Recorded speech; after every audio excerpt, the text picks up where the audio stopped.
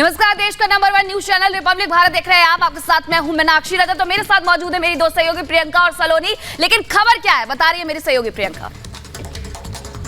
धन्यवाद मीनाक्षी। नमस्कार, मैं हूं आपके साथ प्रियंका शर्मा। बुलेटिन की शुरुआत बड़ी खबर के साथ करेंगे और खबर यही है कि पहाड़ बचाने की जंग लगातार जारी है। उत्तराखंड के मुख्यमंत्री पुष्कर सिंह धामी ने कैबिनेट बैठक बुलाई है। 13 जनवरी को ये बैठक होगी जिसमें निर्णय लिया जाएगा। मुआवजे को लेकर फैसला हो सकता है, ये माना जा रहा है। पहाड़ों में निर्माण को लेकर फैसला संभव होगा इस बैठक में। लगातार जो लोग हैं जोशीमठ में वो अपना दर्द बयां कर रहे हैं। वो कह रहे हैं कि उनको मुआवजा चाहिए, क्योंकि जिस तरीके से आज 2 होटलों को गिराया जाएगा उसके बाद लोग कह रहे हैं कि हम कहां जाएंगे। लोगों के घरों के बाहर लाल निशान लगा दिए गए हैं और ऐसे में 3 जोन में बांट दिया गया है, जिसमें डेंजर जोन है, बफर जोन है और इसके अलावा सेफ जोन है।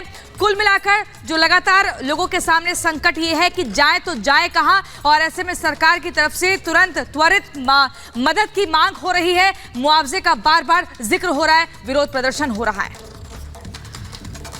और एक और बड़ी खबर आपको बता दें, जोशीमठ आप देख रहे हैं किस तरीके से दरक रहा है, लेकिन दूसरी जगहों पर भी इस तरीके की दरारें देखी जा रही है। टिहरी में भी, कर्णप्रयाग में भी इसी तरीके की दरारें देखी जा रही है, जिसकी वजह से लोगों में डर का माहौल बना हुआ है। लेकिन इस सब के बीच जो तस्वीरें निकल करके आ रही है जोशीमठ के अलावा, वो आप टिहरी और कर्णप्रयाग से भी आने लगी है, जहां लोग मुआवजे और विस्थापन की मांग भी कर रहे हैं कि जोशीमठ में जिस तरीके से पहाड़ दरक रहे हैं, जिस तरीके से ये खतरा बना हुआ है कि अब जोशीमठ का अस्तित्व बचेगा या नहीं। उसके बाद अब ऐसी ही तस्वीरें कर्णप्रयाग से भी सामने आने लगी है और टिहरी से भी सामने आने लगी है, जिसके बाद लोगों के मन में कहीं ना कहीं डर बैठा हुआ है और वो इस तरीके से विरोध भी कर रहे हैं और साथ ही मुआवजे और विस्थापन की मांग को भी उठा रहे हैं, ताकि जिस तरीके से जोशीमठ में लोग धरने पर बैठे हुए हैं वैसी ही हालात टिहरी और कर्णप्रयाग में ना बने। तो ये 2 तस्वीरें देखिए टिहरी और कर्णप्रयाग की हैं। ये दरारें कितनी भयावह है, कितनी भयानक है, आप इन तस्वीरों में देखकर के अंदाजा लगा सकते हैं। और ऐसे में लोग अब चाह रहे हैं कि टिहरी और कर्णप्रयाग की तरफ भी सरकार का ध्यान जाए और यहां पर भी मुआवजे विस्थापन की इसी तरीके से मांग की जा रही है। यहां तक की खबरें ये भी आ रही थी कि न्यू टिहरी की तरफ जमीन तराशी जा रही है ताकि जोशीमठ को बसाया जा सके। लेकिन टिहरी की तस्वीरें कुछ और ही बयां कर रही है कि किस तरीके से यहां पर जो घर है अब वो दरकने लगे हैं। और कर्णप्रयाग में भी देखिए कि किस तरीके से यहाँ पर दरकने बढ़ते जा रही है। ये 3 तस्वीरें हैं, जोशीमठ की है, कर्णप्रयाग की है और टिहरी की है, जहां लगातार दरकने का ये सिलसिला इसी तरीके से जारी। तो तस्वीरें हम आपको दिखा रहे थे अलग अलग जगहों की। क्या हालात हैं ये अब किसी से छिपे नहीं। कहा जाता है कि पहाड़ जैसा मजबूत हौसला, ये उदाहरण हम देते हैं, लेकिन इंसानों ने पहाड़ों का भी हौसला तोड़ दिया। रिपोर्ट देखिए।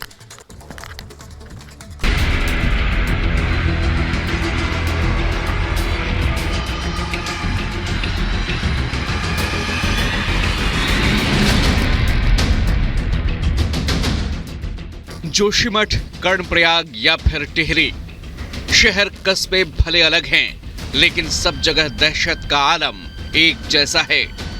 आशियाने दरक रहे हैं, छत और दीवारों में दरारें हैं और जान खतरे में। दरकते जोशीमठ में अब तक 723 इमारतों में बड़ी बड़ी दरारें आ चुकी हैं। शहर के लोग दहशत में हैं, कोई नहीं जानता कि आगे क्या होगा।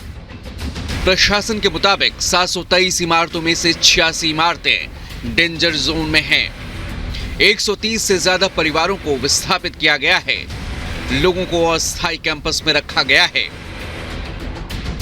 प्रशासन खतरे की जद में आ चुकी इमारतों को गिराने में जुटा है, लेकिन लोग जिंदगी भर की जमा पूंजी गंवा देने के डर से परेशान हैं।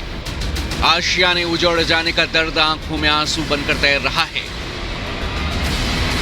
अगर ये आज तक कोई समझौता हमारे साथ नहीं हुआ, अगर ज़बरदस्ती करेंगे, मुझे पता है कि थोड़ी देर में धारा 144 लगने वाली है। इन्होंने पूरा उत्तराखंड से पुलिस यहाँ मंगा दी है और मेरे ख्याल से उसके बाद जब होटल बगैर मेरी सहमति के ध्वस्त किया जाएगा तो शायद मेरे जीवन भी ध्वस्त होगा। ये मैं आप लोगों को आगाह कर रहा हूँ। जोशीमठ के खतरे के बीच आफत की ये दरार चमोली इलाके के कई गाँव और कर्णप्रयाग तक पहुँच गई है। कई गाँवों में लोगों की जान खतरे में है। जोशीमठ से 80 किलोमीटर दूर बसे कर्णप्रयाग में भी हालात बिगड़ते जा रहे हैं। कर्णप्रयाग में भी कई मकानों में दरारें आ चुकी हैं। बहुगुणा नगर में 50 घर दरक चुके हैं। घरों की दीवारों पर बड़ी बड़ी दरारें आ चुकी हैं। कर्णप्रयाग के अलावा टिहरी डैम वाले इलाके में भी भूस्खलन ने लोगों की टेंशन बढ़ा दी है। लोग यहां दहशत के साए में जिंदगी गुजार रहे हैं। मकान की छत कब मौत बनकर टूट पड़े कोई नहीं जानता। टिहरी डैम इलाके के भटकंडा गांव में लोगों के घरों में बड़ी बड़ी दरारें आ चुकी हैं। लोग मकान गिरने से बचाने की कवायद में जुटे हैं। दीवार छतों को बल्लियों के सहारे रोका गया है। बहुत परेशानी हम कहीं होने लगी, अब कुछ सुनने नहीं लगी हमारे करने क्या हम 14 लाख कुछ नहीं हो दो हमसे तो जमीन चाहिए, जमीन कोड़े जमीन भी चाहिए, कोड़ा बनवाना कहीं खेती की भी चाहिए। हमारे बच्चों ने खान क्या ज्यादा क्या है कि नदी से सांप सारा अंदर जा रहे बच्चों का बच्चा कहाँ रखेंगे हम? वो तो खेलेंगे वो सांप के साथ।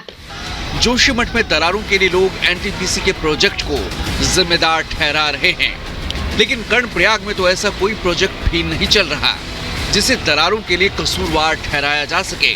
टिहरी में भी हालात कुछ ऐसे ही हैं। मकान दरक रहे हैं। बढ़ता खतरा लोगों का हौसला तोड़ रहा है। Bureau report, Republic Bharat.